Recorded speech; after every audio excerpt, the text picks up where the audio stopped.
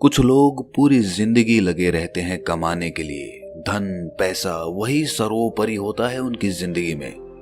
उन्हें लगता है कि बहुत ज्यादा धन कमाने के बाद वो आराम से सुखी होकर अपना जीवन जिएंगे, लेकिन वही धन वही संपदा उसके बच्चों की लड़ाई का कारण बन जाती है। और वहीं दूसरी तरफ कुछ लोग अपना सब कुछ छोड़कर, अपना घर परिवार, अपनी धन संपदा सब कुछ पीछे छोड़कर संन्यास ले लेते हैं। उन्हें लगता है कि संसार को त्याग कर वो असल मुक्ति का रास्ता अपना सकते हैं, जीवन का असली सुख अनुभव कर सकते हैं। दोनों ही आदमी अपने अपने स्तर पर सुखी होने के लिए नाना प्रकार के प्रयास करते रहते हैं। एक धन संपदा इकट्ठी करता रहता है और दूसरा धन संपदा त्यागता रहता है। लेकिन सवाल ये है कि असली सुखी आदमी कौन है? वो जिसने धन संपदा इकट्ठी की या फिर वो जिसने धन संपदा त्याग दी? और अगर इन दोनों में से कोई नहीं, तो किस प्रकार का इंसान हमेशा सुखी रह सकता है? आज की जो बोध कहानी मैं आपको सुनाने वाला हूं, उसमें आपको ऐसे तरीके पता चलेंगे जो एक आदमी को असली सुख का अनुभव करा सकते हैं। इन तरीकों से जीवन यापन करने से आपको असली सुख के बारे में पता चलेगा, असली आनंद के बारे में, जिसे हम कहते हैं परमानंद, परमानंद, परमानंद। इससे पहले कि आप इस कहानी में खो जाएं, इस चैनल को सब्सक्राइब जरूर कर लें। तो चलिए कहानी शुरू करते हैं। जब किसी के घर में वैरागी मन का बच्चा पैदा हो जाए तो घर वालों को बहुत चिंता हो जाती है। घर वाले सोचते हैं कि ये संसार में कैसे जिंदा रहेगा, कैसे धन कमाएगा, कैसे अपना पालन पोषण करेगा, क्योंकि वैरागी मन का बच्चा अक्सर संसार से विरक्त ही रहता है। वैराग्य का मतलब ही अपनी मस्ती में खो जाना होता है। उसका इस संसार से कुछ लेना देना नहीं रह जाता। ऐसा ही बच्चा रामचंद्र का था। रामचंद्र एक गांव में रहा करते थे। रामचंद्र का गांव वेणुवन के पास था। उन्होंने अपने जीवन में बहुत धन संपदा कमाई। वो वहां के प्रतिष्ठित सेठ हुआ करते थे। लेकिन जब उनका पुत्र हुआ तो ज्योतिषियों ने बताया कि ये बच्चा आगे चलकर वैरागी हो जाएगा। वो ये सब धन संपदा त्याग देगा और ये धन संपदा यूं ही दान में चली जाएगी। ये सुनकर रामचंद्र बहुत चिंतित हो गया। जो धन संपदा उसने इतनी मेहनत से इकट्ठी की थी वो यूं ही दान में चली जाएगी, उसका बेटा वैरागी हो जाएगा। आखिर ये धन संपदा मैंने किसके लिए इकट्ठी की है? इसका भोग कौन करेगा? लेकिन जैसे तैसे रामचंद्र ने ज्योतिषियों से कुछ तरीके पूछ लिए कि वो अपने बच्चे को कैसे वैरागी बनने से रोक सकता है। ज्योतिषियों ने भी उन्हें कुछ तरीके बताए जिसके द्वारा वो श्याम को, यानी उनका बेटा, उसको वैरागी बनने से रोक सके। धीरे धीरे समय बीतता रहा और दुनिया अपने चलन से चलती रही। श्याम धीरे धीरे बड़ा होने लगा और उसके पिताजी यानी कि रामचंद्र फिर से धन संपदा और ज्यादा बनाने में जुट गए। श्याम के पिता ने श्याम के लिए किसी भी चीज की कोई कमी नहीं छोड़ी थी। हर इच्छा उसकी पूरी होती थी। वो उसको सुखी रखना चाहते थे। वो चाहते थे कि मेरे बेटे को दुख का अनुभव ही ना हो, तो फिर वो वैरागी क्यों बनेगा? लेकिन जब श्याम 7 साल का हुआ तो एक दिन उनके द्वार पर एक बौद्ध भिक्षु पहुंच गया। वो वहां पर भिक्षा मांगने के लिए आया था, लेकिन श्याम उसके साथ घंटों बातचीत करता रहा। उसके पिता को जब ये पता चला तो वो श्याम को डांट कर उस बौद्ध भिक्षु से दूर ले गए। वो सोच रहे थे कि इन भिक्षुओं के पास बैठकर कहीं मेरे बेटे का मन वैरागी ना हो जाए। इसीलिए उन्होंने बौद्ध भिक्षु को डांट कर वहां से भगा दिया और अपने बेटे को समझाते हुए कहा कि बेटा, मैंने तुम्हारे लिए किसी चीज की कोई कमी नहीं छोड़ रखी है। तुम इन भिक्षुओं के पास क्यों बैठते हो? क्या मजा आता है तुम्हें इनके पास? मैंने तुम्हारे खेलने के लिए नाना प्रकार के खिलौने ला रखे हैं, इतनी दासियां तुम्हारी सेवा के लिए लगा रखी हैं, लेकिन फिर भी तुम ये सारी भोग की चीजें छोड़कर इन भिक्षुओं के पीछे क्यों भागते हो? ये सुनकर श्याम ने कहा कि पिताजी, मैं इन चीजों से उकता गया हूँ। ये सब चीजें मैंने इतनी ज्यादा भोग ली हैं कि मेरा मन अब इनसे ऊब चुका है। मुझे कुछ और चीजें चाहिए, कुछ और आनंद चाहिए, कुछ अलग प्रकार का सुख चाहिए। अब श्याम तो बच्चा था। उसके पिताजी उसको इस बात का क्या जवाब देते? उनके पास इस बात का कोई जवाब नहीं बना। आखिरकार उन्होंने निश्चय किया कि वो उसके मनोरंजन के लिए और भी नई नई चीजें लेकर आएगा ताकि उसका मन वैराग्य की तरफ भटक ना सके। लेकिन जैसे जैसे श्याम बड़ा हो रहा था वो समझदार भी हो रहा था और अब उसे समझ में आ चुका था कि धन संपदा इकट्ठी करने से कोई सुख प्राप्त नहीं होता है, वो बस सुख की भ्रांति देता है। इसीलिए वो ज्यादातर अपना समय संतों और भिक्षुओं के साथ बिताने लगा। एक दिन जब उसके पिता ने उसे संतों के पास बैठे देखा तो उसका खून खौल गया। उसने सोचा कि मैंने जिंदगी भर जिस बच्चे के लिए कमाया वो भिक्षु बनने जा रहा है। मैंने उसको इतना समझाया, सारी सुख सुविधाएं उसके लिए हाजिर करवाई और फिर भी ये मुझे छोड़कर, मेरी संपत्ति को छोड़कर वैरागी बनना चाहता है। ऐसा वैराग्य में है क्या? उसका मन इस बात से बहुत ज्यादा दुखी हो गया था। इसीलिए उसने गुस्से में अपने बेटे का हाथ पकड़ा और सीधा उसे अपने घर पर ले गया। घर ले जाकर उसने अपने बेटे के चेहरे पर तमाच से एक थप्पड़ मारा। गाल पर थप्पड़ पड़ते ही कोमल स्वभाव श्याम के आंसू टप टप करके नीचे रामचंद्र के पैरों पर गिरने लगे। इसके बाद रामचंद्र को एहसास हुआ कि उसने बेवजह ही, बिना कोई बात ही अपने बेटे को यूं ही थप्पड़ मार दिया। उसने अपने बेटे को समझाते हुए कहा, मैं तुम्हारे आगे हाथ जोड़ता हूं। मैंने ये धन संपदा इसीलिए इकट्ठी नहीं की कि ये दान में चली जाए। मैं चाहता हूं कि तुम इसका सुख भोग करो। तुम मेरी संपत्ति को भोगो। तुम्हारे अलावा मेरा है ही कौन?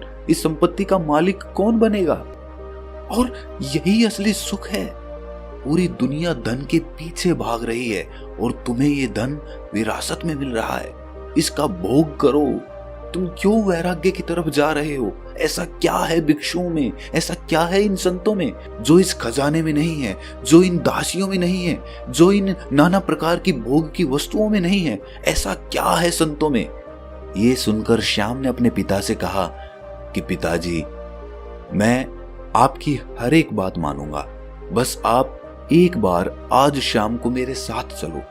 आज एक बहुत ही अच्छे संत का एक वक्तव्य होने वाला है।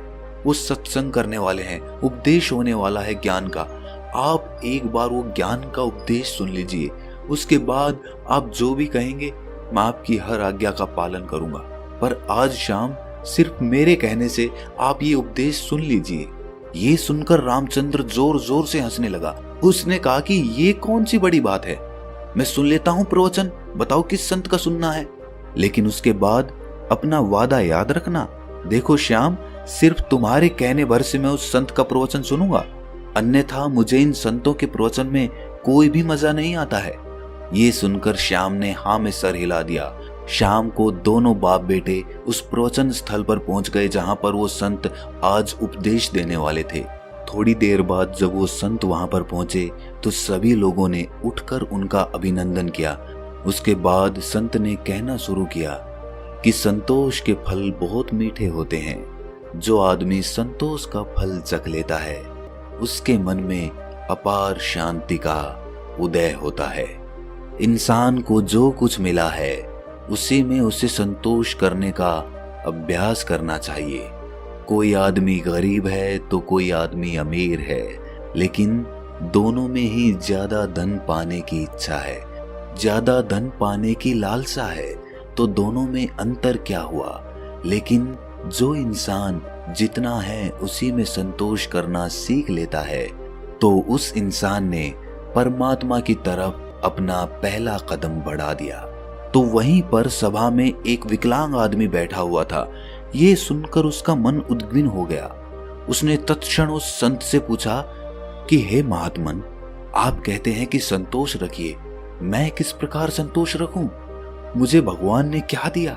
मुझे तो हाथ पैर भी सही सलामत नहीं दिए ताकि मैं अपना पेट भर सकूं। अब आप ही बताइए कि मैं संतोष किस प्रकार रखूं? कैसे मैं अपने मन को समझाऊं? ये सुनकर उस संत ने मुस्कुराते हुए कहा कि बनते, असंतोष रखने से क्या तुम अपने हाथ पैर वापस पा सकते हो? ठीक है, मैं कहता हूं कि तुम संतोष मत रखो, तो उससे क्या फर्क होगा, क्या भेद पड़ेगा? अरे तुम्हारे हाथ पैर तो फिर भी नहीं आएंगे, लेकिन असंतोष की वजह से तुम अपने मन को, अपने चित्त को दुखी जरूर कर लोगे। इसीलिए तुम्हारे पास कोई भी विकल्प नहीं है संतोष के अलावा। तुम्हें चाहे मजबूरीवश या अपने मन के अनुसार ही संतोष पैदा करना होगा। उसी संतोष को पैदा करने के बाद तुम अपने मन की शांति प्राप्त कर सकते हो। याद रखना, जीवन का परम लक्ष्य एकमात्र होता है और वो होता है अपने मन की एकांतता। चाहे हम माया के सागर में पड़कर ये भूल जाएं कि जीवन का परम लक्ष्य क्या होता है, हम ये भूल जाते हैं। हम नए नए लक्ष्य बना लेते हैं। जीवन में ये प्राप्त करना है, वो प्राप्त करना है, जीवन में अमीर बनना है, प्रतिष्ठित बनना है, और यही लक्ष्य हम सर्वोच्च लक्ष्य बना लेते हैं। लेकिन ये सब माया का ही एक सागर है।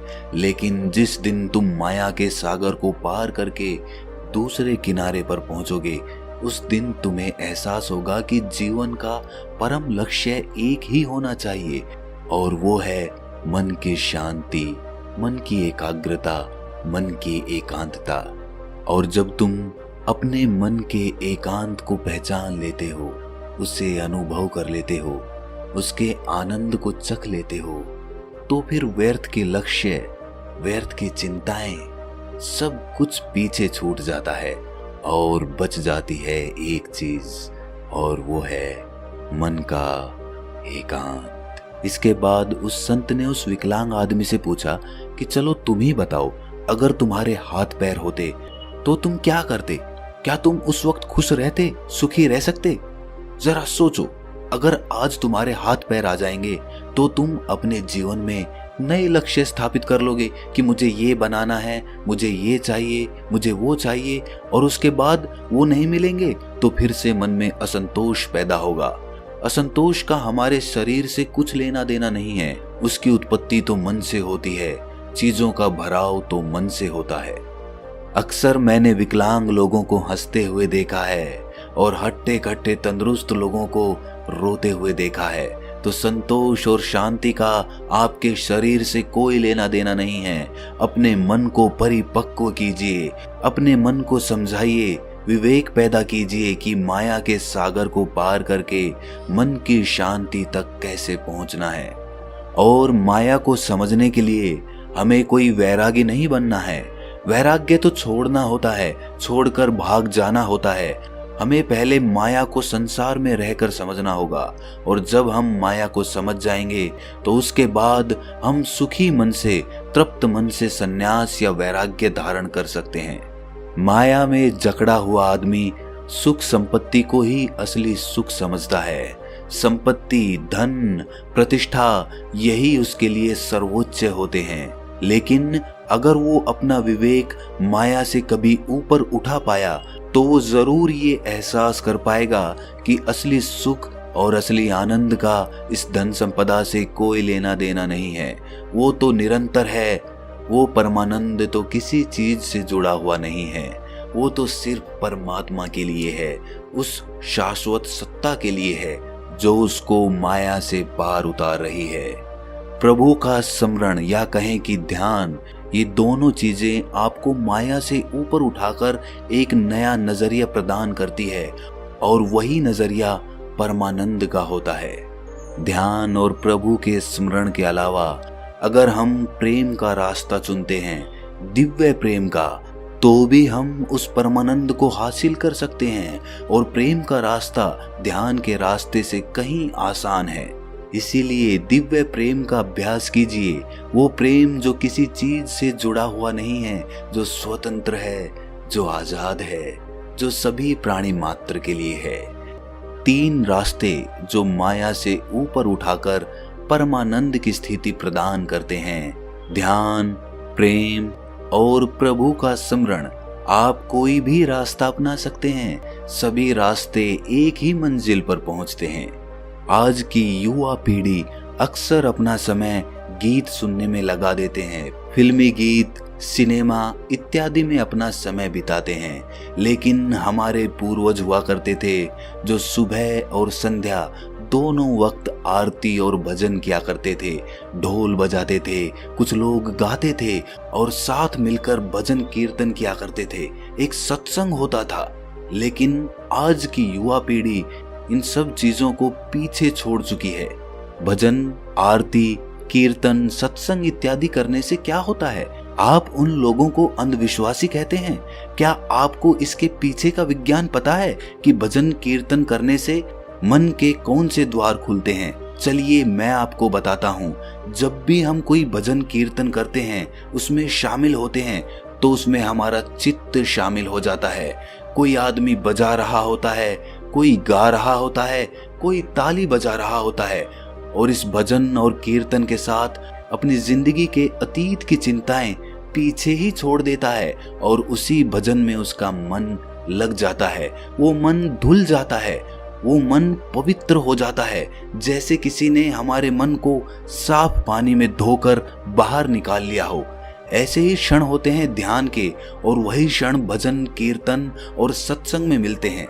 इसीलिए आज के बाद कभी भी ये मत सोचना कि भजन कीर्तन और सत्संग सब व्यर्थ होता है। व्यर्थ कुछ नहीं होता, व्यर्थ होती है हमारी सोच। इसीलिए युवा पीढ़ी से मेरी गुजारिश है कि भजन कीर्तन और सत्संग या ध्यान, प्रेम इत्यादि में अपना समय बिताएं, इनके बारे में समझें, ताकि आप अपने मन के परमानंद के द्वार को खोल सकें, एक अद्भुत आनंद अनुभव कर सकें। उसमें मेरा कोई फायदा नहीं है, ना ही मेरा कोई नुकसान है।